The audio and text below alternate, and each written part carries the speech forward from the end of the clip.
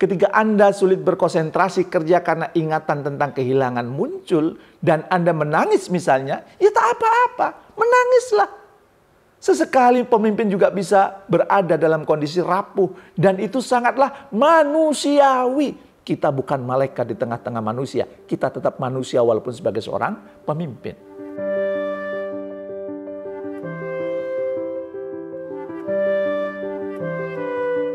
Assalamualaikum warahmatullahi wabarakatuh. Bersama kembali dengan saya di acara Leadership Inspiration. Semoga Anda semakin sukses, makin mulia.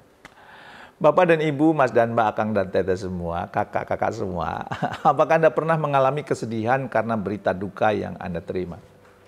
Kesedihan tentang apa itu? Ya, pernah merasakan? Ya. Kalau saya pernah. Saat saya sedang berada di Turki, saya mendapat kabar bahwa ibu saya meninggal dunia. Dihitung dengan waktu, dengan menggunakan jet pribadi sekalipun, saya tidak mungkin bisa menghadiri pemakaman ibu saya. Karena memang sudah menjadi keyakinan dalam keluarga kami bahwa pemakaman terbaik adalah yang cepat. Tidak perlu ditunda-tunda. Ya. Semakin ditunda semakin tidak baik. Maka saat mendengar berita kematian ibu saya, ya, saya dengan terbata-bata mengatakan kepada adik saya yang menelpon saya, segera makamkan. Tidak perlu menunggu kedatangan saya dari Turki. Hanya saya minta, please videokan mama. Saya memanggil ibu saya mama ya. Videokan mama. Saya ingin melihat wajahnya sebelum ia dimakamkan. Dan tidak lama kemudian, saya menerima video kiriman dari adik saya, ya, dan saya melihat wajah almarhum ibu saya tersenyum dalam video itu. Saya pun bahagia, meski di relung hati lain masih diselimuti dengan duka dan lara. Sangat bahagia melihat wajah mayat ibu saya tersenyum untuk saya. Bapak dan Ibu, sejak pandemi banyak sekali kisah kehilangan dan kedukaan yang terjadi. Baik dalam kehidupan pribadi maupun pekerjaan. Kedukaan adalah suatu peristiwa yang mengundang emosi yang intens, tak terduga, bahkan mungkin tak terbayangkan sebelumnya. Sebagai pemimpin, pernahkah Anda merasakannya? Apabila Anda belum pernah merasakan kedukaan, saya meragukan kepemimpinan Anda. Karena orang-orang hebat dunia, pemimpin-pemimpin besar di dunia, pasti semuanya pernah mengalami kedukaan-kedukaan di dalam menjalani proses kehidupan. Kedukaan memang tidak bisa dihindari. Ia bisa terjadi pada siapa saja termasuk kita, termasuk anggota tim kita. Duka tidak sama dengan lampu yang bisa dinyalakan dan dimatikan. Ia terus ada selama orang tersebut masih berproses dengan kedukaannya. Maka dari itu, kondisi ini di satu sisi menyakitkan, di sisi lain juga dapat berpengaruh pada performa diri kita. Dalam level individu, tentu saja emosi negatif yang dominan dapat mengganggu konsentrasi dan prioritas. Dalam level tim, energi pemimpin yang menurun dapat dirasakan dan menular kepada anggota tim. Bahkan di level perusahaan, Udemy for Business pada tahun 2021 mencatat bahwa kos atau biaya yang dikeluarkan perusahaan meningkat sampai dengan berapa kira-kira? 4.000%. Untuk apa? Ternyata para pekerja banyak yang meminta pelatihan terkait penanganan kecemasan. Dan salah satunya adalah karena situasi pasca kedukaan.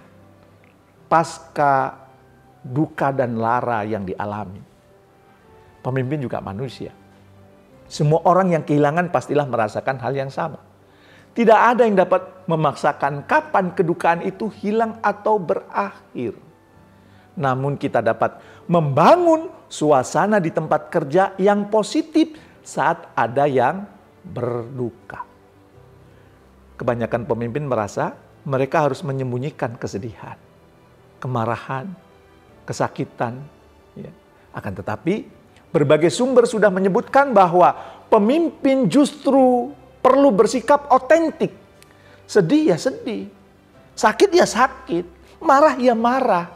Tersinggung ya tersinggung. Tidak perlu disembunyikan. Ketika Anda sulit berkonsentrasi kerja karena ingatan tentang kehilangan muncul dan Anda menangis misalnya, ya tak apa-apa, menangislah.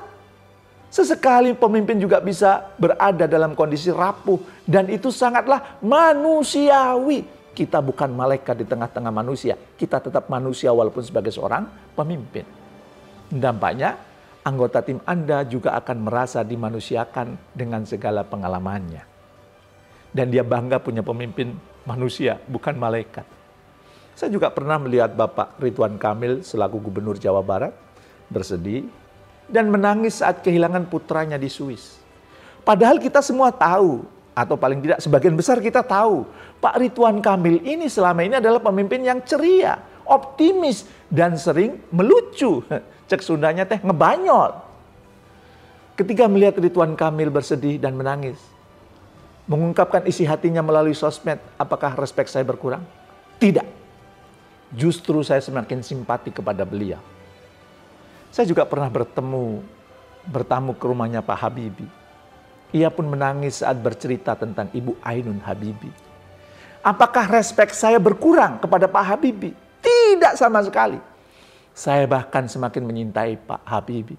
Belajar bagaimana menyintai istri, bagaimana memuliakan istri, bagaimana menjaga kedekatan hati dengan sang istri.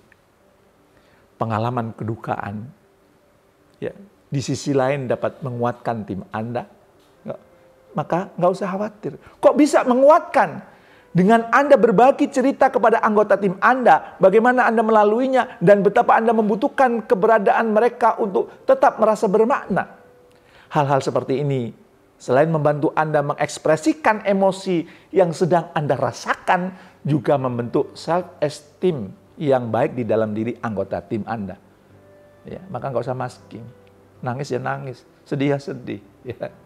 Bagaimana jika anggota tim saya yang berduka? Apa yang bisa saya lakukan untuk membantunya?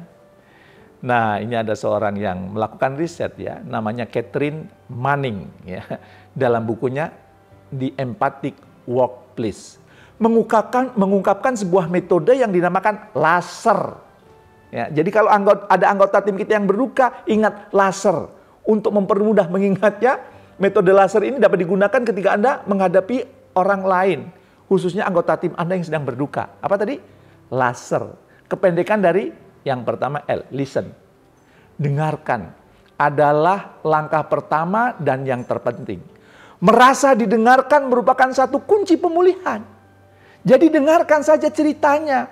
Saat mendengarkan tidak hanya dengan telinga, tetapi juga dengan mata dan hati yang tulus, pikiran yang fokus. Dengan kata lain, hadir penuh, sadar utuh. Jangan pura-pura mendengarkan, namun pikiran Anda melayang entah kemana. Maka ini bukan listen. Ya. Nah, yang kedua, acknowledge. Ketika seorang bersedia berbagi cerita ya, tentang keadaan yang sulit dengan Anda, ya, itu penting untuk kita akui.